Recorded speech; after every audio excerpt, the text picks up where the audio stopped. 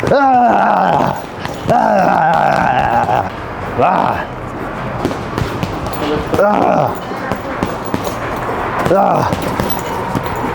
is this, my boy? Bro, you Mo Millions, dog. Yeah, but what is this you doing, gang? Oh, I'm practicing, bro. You fucking with it? Nah, you gotta tighten that up, bro. You gotta tighten that up. I ain't gonna lie. Can you show me some? Yeah, I'm gonna show you. We got some gloves right here, man. Let me see. Woo. Oh, shit. Damn. So I just gotta do that? You just gotta do that, bro. I don't know, bro. I'm gonna try it though. Let's see what we going with this real quick, man. I'm gonna try what he just tried though.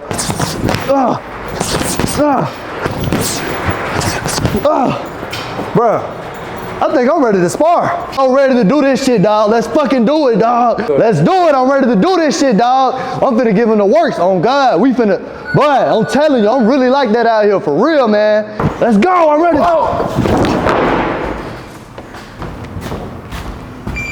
Easy work, man. Lights, camera, action, it's a movie, come record it. I feel like I'm Dane, cause they know that I'm important. Got a vibe just like a Honda, when she round, she act accordingly. And I feel so important when I'm rocking, it's exploited. They beefing on the well, see they feeling like they split. She say that I'm a dog, but it's $1 million mud. And I got the game back, that's $1 million trust. We chasing meals, shout out Slim, this $1 million cut.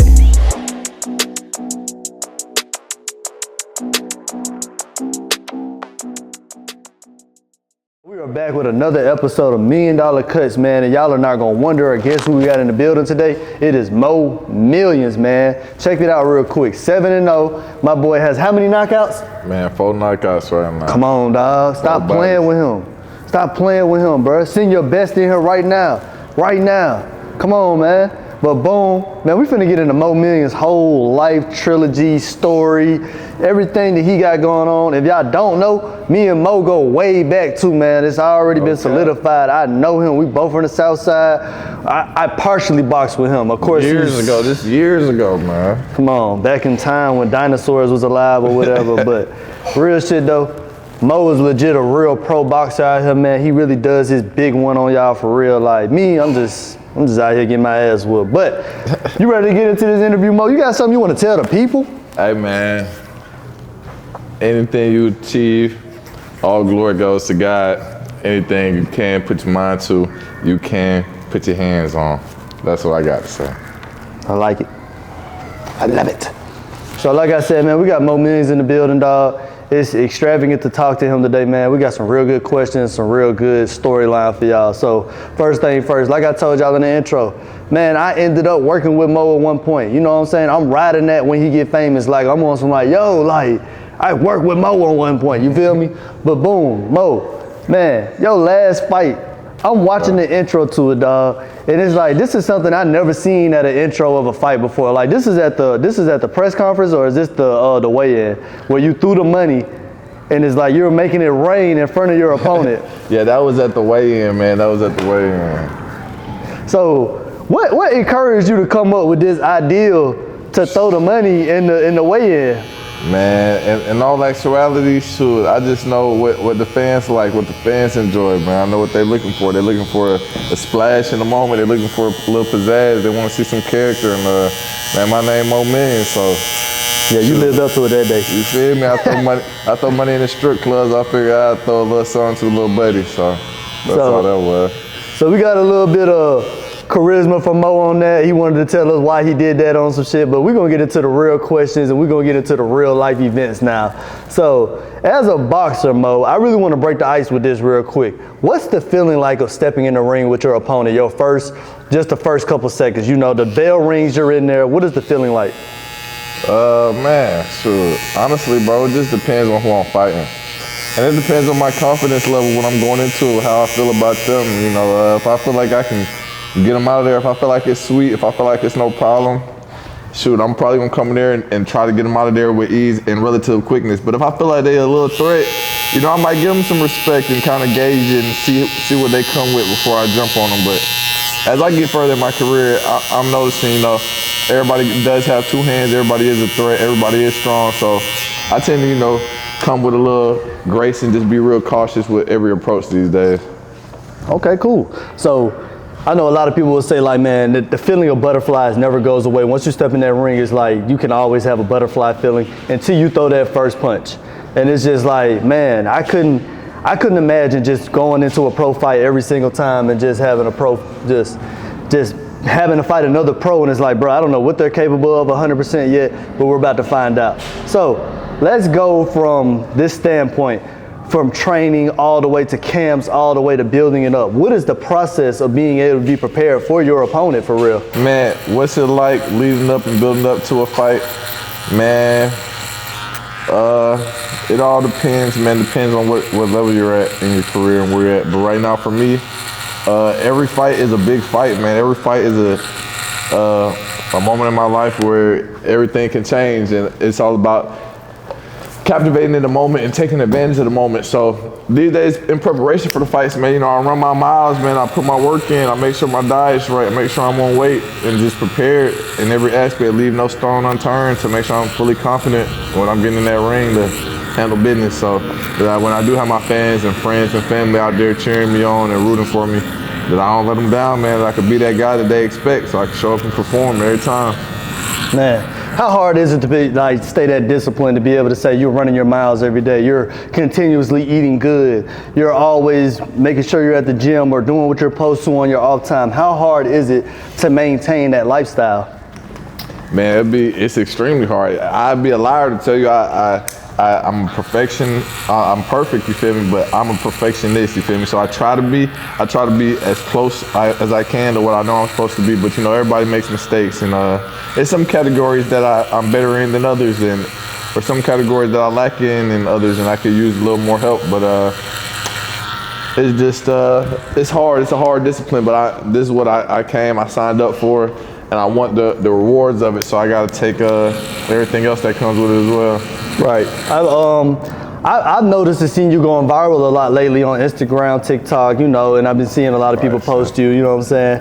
What is the process of gaining the notoriety, the clout and everything like that? How is it taking effect on you right now? How is it taking effect? I mean, shoot, bro. I'm the same guy. If you want me to be real, I run around with the same people. I'm with my same friends. I don't know. I really don't see or feel it until, like, I don't know, I guess I'm walking out and about and people kind of say, like, you know, hey bro, don't you box, ain't you mold millions, what's your name, etc. And sometimes those moments do come and they're pretty humbling, but you know, it's just I'm appreciative for it all. I'm appreciative for the moment, 'cause I know it could be taken from me at any second, so I'm just grateful, man. That's it. Right. How is the are you signed yet? I haven't signed nobody at the moment. I've been independent my whole route. Have people been hitting you about the promising of trying to put you in the ring on their side of their camps and stuff like that, trying to get you a part of their label? How has that been coming apart? Absolutely, man. I'm in a bunch of negotiations right now, as is with you know, some teams and some managers, some promoters, some guys looking to put me in position. But it's really all about just making sure I'm comfortable, man, and making sure I'm making the right decision. Because, you know, I'm 7-0 now. I've invested so much into my career, so much energy, time, and money in certain areas that I expect it back, man. I want to see and make sure that I'm making the right decision every time I put my pen to some paper. So I'm very cautious when it comes to that, for sure. Do you have a specific interest at the moment that you're looking into, like for people that's trying to sign you on? Do you have anybody in the back of your mind like, bro, I'd really like to work with them and get on board with them? Man, to say one name, you know, I feel like would be to shun all the rest, but I'm willing to work with whoever comes with the most pure intentions and, you know, the right amount of money. For sure. Y'all heard the key moment just then. Whoever got the best position for him, hey, make sure you coming right. Make sure you got that paperwork down to a key, and he wants to know what you're working with for him. So long story short, in between all of this and stuff like that, what are you looking forward into the future right now? What is everything that you feel like you want to take advantage of right now moving on? Man, right now I'm just trying to take advantage of my youth, man, the position I'm in life, man, the God-given ability and talents and size that I have, you know, that's not going to go away at this moment. So I know I can still make 147. I can still compete there. And as long as I'm able to fight right now, I know I'm good to go. So I can take on anybody in these weight classes and anybody at the top. So I just got to get in position. I'm looking forward to being in position. I'm looking forward to getting those type of opportunities. So it's just a matter of time and patience, man. Do you feel like moving up in weight is what makes a fighter great? I feel like it's a lot of things that makes a fighter great, but moving up in weight definitely is something that you can attribute to somebody's greatness. But if you don't move up in weight, it's not to say that you're not, a great fighter. What's the lowest you've had to come down to, and what's the highest you had to come up to? The lowest I've ever been is 147, man. I don't get no lower. 146 point something, because sometimes they're real picky. If you're an ounce over 147, you're wearing 10-ounce gloves. I like to wear 8 ounces, and I like to make sure my opponent feels every bit of my fist. So I make sure I'm on weight every time. I'm very disciplined with that. I make sure I'm on weight. So 146 is the lowest I've ever been. You feel me? And I fought, man, some guys that damn near 160. So I weighed in like 155, I want to say, or something like that. But yeah, nothing heavier than that yet have I competed in. You saying the guy came in at 150 and you were like he rehydrated? He was about 160. On the scale before the fight at the weigh-ins, bro. Right. I really had a situation with the promoter. He kind of, we had some misunderstandings, some miscommunication there, and we weren't on the same page. But I still got the victory, still pulled it out, still won, got some extra money because of the whole situation. And, right. It all plays out in my favor in the end. So I'm grateful, like I said before, man. What out of all 7 fights that you've had so far, and you're 23 with these 7-0 fights, right? Yeah. Okay, y'all. So Mo is 23. You said you were turning 24 next week? This Thursday. This Thursday, y'all. 2 days away. What is your hardest fight that you had so far out of all 7? My hardest fight, man. I don't know, man. My hardest fight is definitely would have to be. I fought this black kid, man, like my 3rd or 4th fight. And he was real tough. It wasn't hard in the aspect of, the shots he was throwing to me or anything, but more so like his elusiveness. He was able to get away. He knew how to last. And it made me really work on cutting off the ring and not letting people get away, and really making sure when I get my shots off, I'm making sure that they're devastating and that they really count. We all know that Mo is 7-0 and everything like that, and it's really amazing to have somebody that can have 7 undefeated fights at such a young age. What is your most valuable asset of your arsenal right now? What do you feel like? Do you feel like it's your right hook, left hook, uppercut? What do you feel like is the most valuable thing about you? Man, my most valuable punch would probably be my jab, man. If I couldn't let go of any punch, if I had to have one punch, it would definitely be the jab, man. It keeps your opponent off you. And you definitely can, walk them down with it, close the space, create space. It's really the determining factor on gauging distance and time and everything, even with counter punches and everything. But as far as my, abilities boxing-wise, I'll probably say my timing is really what separates me from others, man. I know how to close in those tight gaps, those small windows, punch in between small windows where people really are scared to punch, or like they have a hard time finding that timing. Right. Even when you post on Instagram, I have literally seen you specify the timing on which you would throw something. It could look like you're not about to throw anything, and it's just boom, out of nowhere, you throw a shot, and the dude is cooked. He's over with. He's not. He's on the ground. And I'm like, damn, he was just chilling. Dude was just finna throw everything he had in his book, and you're just boom, that perfect punch right there. I see it. It's kind of like, who would you say you studied, or do you feel like you fight related to with that? Like, who do you feel like you kind of have the same demeanor as with that? In that aspect, man, the way you just described it, the first boxer that popped up in my head is Tommy Hearns, man. I hear about that a lot. I get reference to Tommy Hearns a lot because he's tall, great jabber. Yeah, tall, lengthy, great jabber. Straight shots is just crazy. When he hits you with those stiff shots, people just fall out and collapse, like you said. But I don't know, when I'm growing up and watching fights, I was really looking up to more like, aggressive fighters and fighters that'll break you down, like, a Triple G or Errol Spence, and just real bullies. So, right. But once I started hearing the references and the similarities, it definitely made me want to fight more to my style and more to the people like myself. Behind the scenes, you had to figure out all this stuff, of course, on your own, just getting in the ring and stuff like that. What are the type of struggles that you feel like you had in the ring? Have you ever felt like somebody pushed you to the point where it's like, damn, like, I really can't do nothing with them, I'm about to collapse, I've fallen, I've been knocked out, or anything like that sort has happened any in your sparring time? Man, the root of everything you just really said, man, is all the same thing, man. Self-doubt, you know, and of course I've had moments of doubt within my life and within my career, boxing, not boxing, but I give it all the same approach, man. You know, sometimes you just gotta bite down, toughen through it, you know, and understanding that the storm does end, you will make it through the storm, everything will be okay. And once you have an understanding of that, it makes those tough times not as tough, you know. It makes those shots not as bad when you're taking them. So, but I've definitely experienced those moments for sure, like time and time again. You know, you're gonna be tested, you're gonna be battle tested, and God's not gonna stop sending you tests. So you might as well get comfortable being uncomfortable. Right.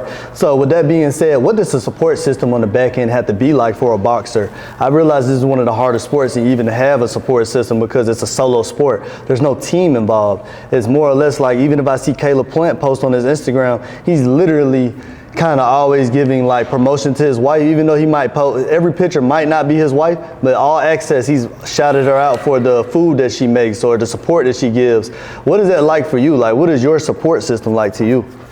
Man, my support system really, man, is my friends and my family. You know, my mom, my dad, my brothers, you know, that I met throughout the course of life, through school or, you know, just running around in the streets of Atlanta, man. I just met a lot of people. I met a lot of people who supported me and showed love more than I could ever thank them in ways, you know. So yeah, I definitely want to give a moment to thank everybody who's ever supported me, and because there's no way I could do it without you. There's no way I can do it without the people. The people are the ones who carried me to the point that I am now. The ones who buy the tickets, who buy the shirts, who show up in the stands and scream my name and motivate me when the guy is getting the best of me, or you feel me, even if I'm getting the best of him, pushing me to finish him. So absolutely, all praise goes to anybody who's ever supported me in any way, and even the haters too. Most definitely, it gives you support and motivation that you couldn't find elsewhere.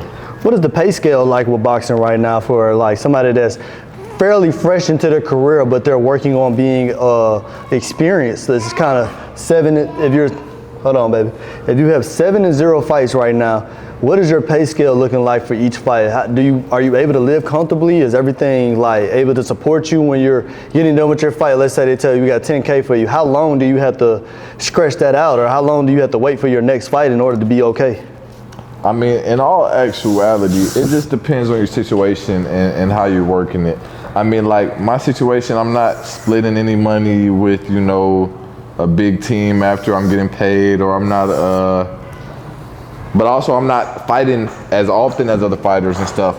So, you know, the money is definitely decent at the point that I'm at now, but it's nowhere near the scale of what I'm working towards. So I'm just humbly staying active, staying determined and working.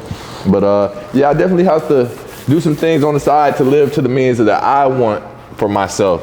And, you know, but that may not be the same for somebody else. Somebody else may be more than grateful for, you know, the circumstances and the type of money that I'm making in my shoes at the moment. So you feel like a lot of boxers are in that boat to where it's like, I have to have a side hustle while I'm working on my career and everything. Absolutely. Like that? Okay. Absolutely. Not for you specifically, but would you say that a lot of boxers are forced to subside themselves into the streets to where it's like, okay, I have to find some type of income, so I'm gonna go out here and do something that's gonna support my life?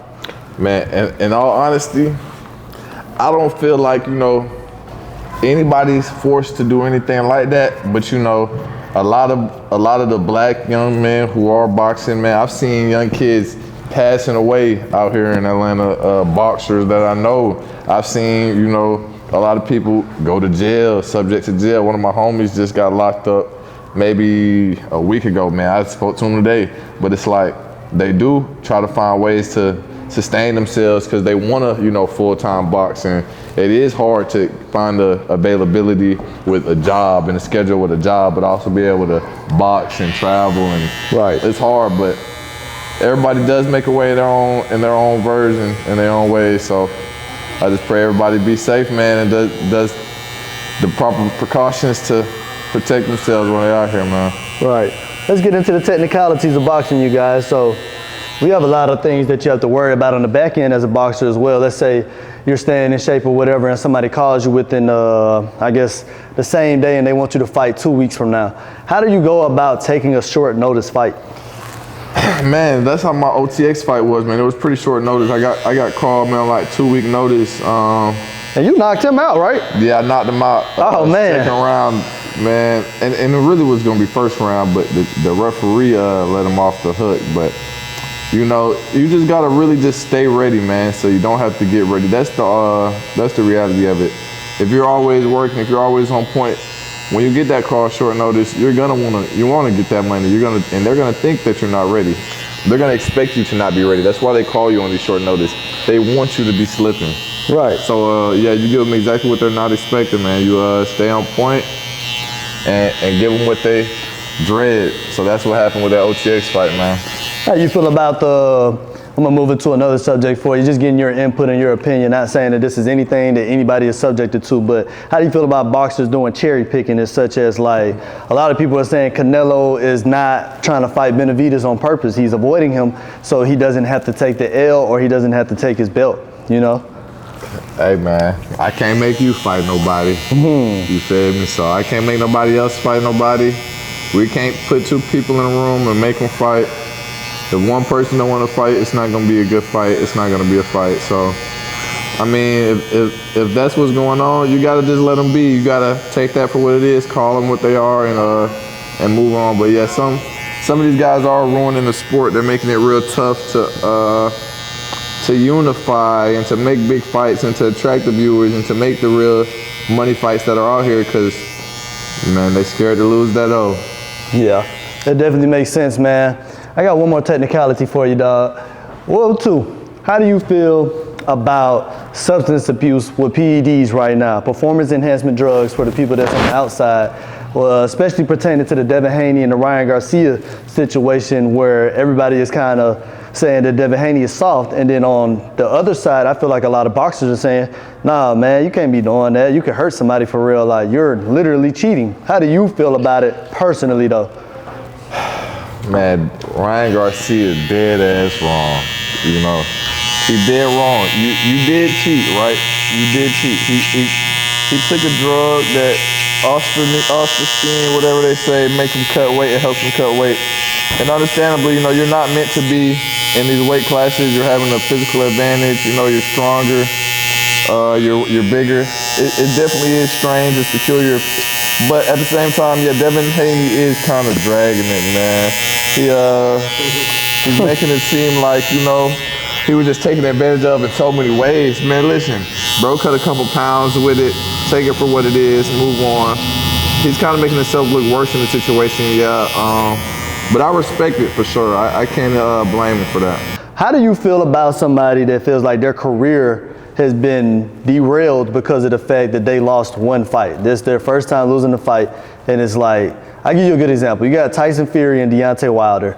Deontay Wilder seems to be slightly different after those 3 fights with him and Tyson Fury. How would that even work, or what would your opinion be on somebody's career derailing? What would affect it?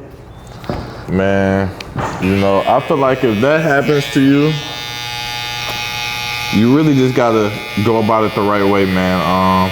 You gotta have the right headstrong mentality, the right approach about coming back and recovering, man. First, you gotta get your mind right. You know, you're gonna be going through things emotionally, man, that you've never been through. You know, people are gonna turn away from you and shun you that you've never expected that would. And you're gonna find, you know, a lot of people that you've seen as friends are not friends. So I think that's one of the most devastating parts about being, you know, on the losing end of something when you're winning the whole time. It's finding out the hard way that everybody's not on your side. But in regards to coming back and making, you know, a strong return in your career, it's all about the team you have, man, and the level of confidence that they have that, you know, you're capable. And if they believe in you, man, and you believe in yourself, I don't see why anything wouldn't work in your favor. But if you do feel like, I don't know if I can come back. I don't know if I can bounce back. Hey, man, maybe this isn't for you. Maybe you don't have the right mentality for it, because that's what it takes, man. That's what it takes. And if you're going to be constantly in the level of doubt, man, you don't need to be in there fighting for your life. That's what I believe. Man, so in other words, it's basically, man, it doesn't matter what happens within this sport, man. You got to be able to bounce back. You got to and it's a crazy thing to say sometimes, but it's just like, dog, you got to be mentally tough at all times. But, hey, with all of that, technicalities been thrown at him. He's gave us great answers on it. I want to get in the inside of Mo Million's real life, man. Like I told y'all back in the day, I've already met Mo. We're both on the same side. We went to the same gym at one point. It's called Union Boxing, and that's where you originally started training at? Yeah, that's my first ever boxing gym, man. That was my first ever boxing gym with Carlos Perales over there. Man, Carlos Perales, dog. How was the boxing gym for when you first signed up? Like, let's go to this. What encouraged you to start boxing off the rip? Man, I was just watching some videos, man, some movies and stuff, and it just always kept kind of popping up, man. It kind of kept always revealing itself to me in different ways. You know, kids used to slap box back in the day, run 15 in the bathroom, and I was kind of good, and it was kind of fun sometimes. Got into it, suspended a little bit. But I wasn't making a lot of trouble. I just kind of didn't want to always be problematic. But then I did see something about the boxing gym one time, and I went ahead and took the approach, and I asked my parents, you know, Dad, can you take me to the boxing gym? I want to see what it's like. And from the day I stepped into Carlos's gym, man, I've never been able to leave the boxing gym for more than a span of 3 months at a time, man. I'm addicted. Man, from now to then, how do you feel like the outlook on boxing should be for kids that are, you know, that are not doing it? Like, I feel like in Atlanta right now, there's a lot of shootings and endangerment that's been going on. What is your outlook on it now from you being subjected to going to the boxing gym? And not saying that you haven't been outside in the real world either. I mean, it's unbeatable. We're all around it. What would you say your outlook is from the streets, so to say, to the boxing gym, so to say? Man, boxing saved my life, man. Boxing saved my life. I was definitely a trouble kid. I was going to jail. I was getting suspended. I got expelled from my high school. For my last 2 years, I had to get homeschooled, and I was still going to jail after that. And it was a troubling period of my life. It took a long time for me to really find myself and figure out what I wanted to do. But you know, one of those times after I got out of jail, I did a span of 2 months, and I got out of jail and had my professional debut in like less than a month. I had my mind made up of what I wanted to do and what I wanted to be. So as I've developed into a man, just time progressed, I decided I wanted to, you know, definitely reach back and help the kids. So me and my homie, we started something called Operation Save the Kids, man. We're going and we scout some youth amateur boxers, and we're gonna, you know, just tap into them, give them a little energy, give them a little motivation, and help fund some of the fights and, you know, what it takes to keep them out of the streets. Because, you know, I was one of those kids who couldn't stay out of trouble and had, you know, I was trying to make some money, but I did have a passion for boxing, and thankfully I could get straightened up before things went too far. And I definitely had some moments where, you know, I questioned if I was gonna make it out of, you know. So I'm grateful that boxing saved me, and I want to be able to give that same opportunity to other kids. So definitely it's something that is life changing and can save the kids out here in Atlanta. I know it's real dangerous, and they don't seem to act like they have much or care much about anything. So man, you know, this is all new to me, you guys. Like, I went to boxing practice with him probably like maybe 2 months at the most, but just didn't grow up with Mo, didn't see his lifestyle, didn't know where he came from or anything like that. So just even understanding like that, you know, I never even knew he went to jail, you guys. So like, he just gave us an input on like understanding like how, I would even say anything that's extra curriculum or, you know, outside of sports, just keep yourself busy, man. Absolutely. You know, and so let's get into it then, man. When you first came into the boxing game at Carlos's gym, like, how do you feel like your approach to boxing was? Like, do you feel like you were good? You feel like you were on a better level? Do you feel like you had to learn everything over again for what you would understand about fighting, or what? I mean, shoot, I came in with the open mind, so I didn't feel like I had to, you know, kind of relearn or anything. But I definitely found myself progressing really fast, man. I had my first amateur fight after 3 months of training with Carlos, and I won that. And then we went on like a 20-21 fight win spree, and we were winning it, beating everybody. And yeah, man, it was just amazing. It was fun. I didn't know anything like it. It was giving me you know, motivation to do something purposeful. And it definitely, like I said, as a troubled kid, it was giving me that reassurance and that words of affirmation from friends and family that I wasn't really getting from anything else, because I wasn't really, you know, doing anything positive. So yeah, that was the most beneficial things from it early on, most definitely. Man, you said you went on a 20-win streak with Carlos and everything. Like that man must have been really putting the work in with you, and you was putting the work back in on some shit. Absolutely. It's like you really was in there tightening up. 20 wins, y'all, on an amateur record straight. Bro, you're fighting, you wouldn't even know who you're fighting most of the time. You go in there, you sign up, you know who the person is, Leilani. But you go in there and you sign up and you do what you're doing, and it's like, bro, you're just caught off guard a lot of times sometimes because you never know who you're fighting. And it's just to have 20 fights as an amateur is crazy, just a win streak. Where did you end up going after Carlos's gym? How long did you stay with him? Man, I was with Carlos for some years, man. I can't pinpoint exactly how long. I want to say maybe 3 or 4 years. But then I took a little break for a minute, maybe like a couple months. Like I said, I never took a break longer than 3 or 4 months. So I was in school and stuff, and I took a break. But one of my homies, he ended up training with my guy Mustafa Meekins out there in Decatur. He started training with him, and ever since I got with him, you know, we started taking things to another level and advancing my boxing career. So that's who I turned pro with, and that's who I had in the corner with me for most of my fights, man. Man, how important is it to have a good coach in your corner? Like when you went from Carlos to Mustafa and everything like that, what would you consider like? Let's get into it real quick. What would you consider like your valuables when you're going to a coach? Like what are you looking for from a coach? Man, if you're looking for a coach, man, and you're trying to box, you need somebody who's going to dedicate themselves to you and your time, man. Make sure that they care about you, you know, they have your best interests at heart. You just want to make sure you got somebody, because you're putting your life in their hands, man. Every time you step in the ring, man, they're the person who's going to be protecting you. They're the person going to be making that call if something happens. If it gets too hot and they feel like you're getting the best taken of you, you feel me? The advantage taken of you in that ring, it's their duty to stop it, you know. It's a lot to look for in a coach, but you need to make sure they have experience as well, man. You know, that they're just a respectable person, that the vibe with you and them clicks, and that y'all have similar mindsets when it comes to boxing.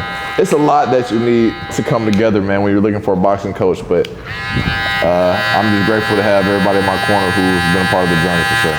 All right, bet y'all. So we are back. I just had to get my boy Mustache together real quick, but I got some personal questions I really want to get into, man. Just like, it got something to do with boxing, but I feel like this stuff is real life. Anybody can go through this. So like, first of all, let's get into a boxing question first. I gotta ask. So I remember when we was kids one time, Mo, somebody told me that you had just got some cheeks before a fight, like an amateur fight. Relax, bro, chill. Boom. Somebody told me you got some cheeks right before an amateur fight. And you went in there and you were dead ass tired. Like it was like, oh shit. It's like I'm in this bitch and I'm fucked up right now. I'm gonna have to really, you know, try my hardest in this bitch with no stamina.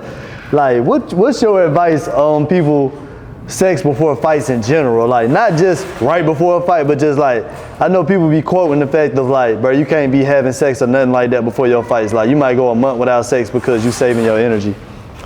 Man, look. Don't do it.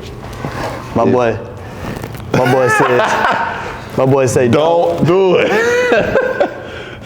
You're gonna end up like this, man. There's plenty of reasons why you don't need to do it, man. If you ain't married, don't do it. That's the number one reason, man. You know, God advises against it. But nah, man, it take away your legs, take away your energy, your stamina for sure, take away your testosterone. For what, you feel me? Really, that's what I say, you're really naturally supposed to use it when you need it. So take that. So would you go to the extent of saying even a month before the fight you can't do it? Yeah, you're really supposed to be. It's really supposed to be like a month and a half, 2 months, bro. You're really supposed to wait full camp 8 weeks. So, but I don't have no problems with it now. But I definitely struggled back in the day. Man. So let's go past just sex. We're gonna go into relationships, y'all. How does everybody go through this? This the one I was talking about before. How does I would say a breakup, heartbreak, something in that terms, affect you when you're boxing? Man, I mean, you know, everybody takes relationships and heartbreak differently, and some people just dwell in their room, sit and cry and mourn and mope. But you know, somebody like me personally, I can't do that. I got to get up and get active and get my mind off things. So, you know, it only makes me lock in more. It only gets me more self-conscious of what I need to work on within myself. And so, yeah, I just know in any past times I went through something like that. I mean, everybody heard about the gym bro who goes to the gym when he's, you know, going through it. That's what you should do. That's my advice. So, locked in, basically, you saying if I had a heartbreak, it'll make me lock in more potentially. Man. Not all the time, but potentially. I just know the gym is my happy place. So when I want to get my mind off something, when I want to clear my head, this is a place I can come to, and I know I'm gonna get that. So when you're dealing with something like heartbreak or, you know, relationship problems, it's gonna be on your mind heavy. So you definitely need something that's gonna relieve you of that. So that's why it's a place for me to come. But you know, for somebody else, it may be something else. So. Hey man, that just goes back to what he said, bro. Mentally, you just gotta be all the time ready for it, dog. Absolutely. You know what I'm saying? You come in here and you got a heartbreak, that means you need to break somebody's face, bro. Like, go ahead and get into it. But look, y'all, I'm done with the haircut. We done got into some great questions and everything like that. I'm gonna ask the room one more time, is anything y'all wanna touch on before we end out this $1 million episode? Man, I just want to say, man, I appreciate you for the opportunity to, you know, voice myself and tell the people more about myself and, you know, spread awareness about what's going on in the city with the kids and the youth, how to stay out of trouble, how they can progress themselves into better young men. Man, and I'm gonna end that out by saying, dog, it's really been one of my most unique interviews so far. We did it in the middle of a boxing ring, and it's, man, we're really talking to somebody that has 7-0 fights. Like, dog, that's incredible. We out here really reaching out to somebody. We already had a rapport, so it was really good too. And you know, hey, we here. Let me know what y'all think about it at the end of the day. I'm out. $1 Million Cutz has did a wrap. Shout out to Hitsville Boxing Gym. Hey, shout out to Hitsville.